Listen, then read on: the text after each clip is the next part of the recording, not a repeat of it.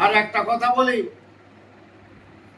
আপনারা দেখেছেন ভিড় হলেই ভালো হয় না, ভণ্ড বাবুগুলো সেজে আছে, সৌকাত সৌকাত সৌকাত করছে, সৌকাত সৌকাত সৌকাত করছে। তার সঙ্গে সঙ্গে যে ক্রিমিনাল গুলো তিনি আজকে আইএসএফ করছে। আপনাদের বলছি, দলটাকে ভাগাভাগি করবেন না, ইউপি গুজরাট হবেন না। তার সঙ্গে ভয়ে বলছিনি যে আছে কানার অন্ধের ভালো কানা, যতটুকু আছে দিদির সম্মানটুকু যাচ্ছে, আস্তে আস্তে দিদির সকলকে কাটছাট করবে।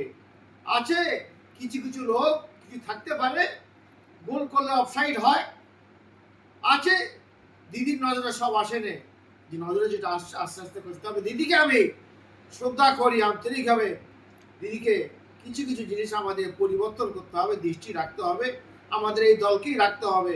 আগামী দিনে ভাবা যাবে, আগামী দিনে আবার আসবে, তখন এদের নরকের মতন চলে যাবে, মুখটা হয়ে যাবে বুড়া বোনের 5 হয়ে যাবে, ওদের বাংলার 5 ওদের মুখ।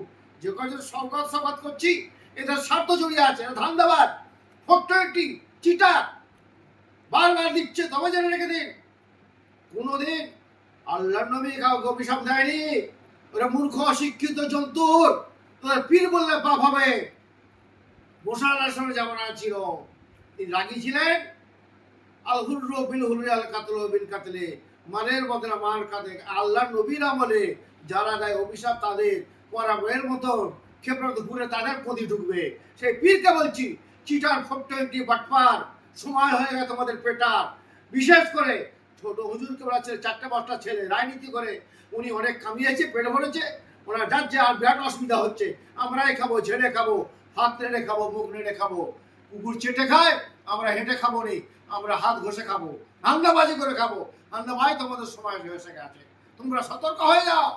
আগামী দিনে তোমাদের স্থান কিন্তু খুব খারাপ জায়গা পড়ে যাবে। তোমরা সমাজকে দূষিত করছো, তোমরা মুসলিমদের কলঙ্ক করছো। আল্লাহ আলাইহিল বালাক।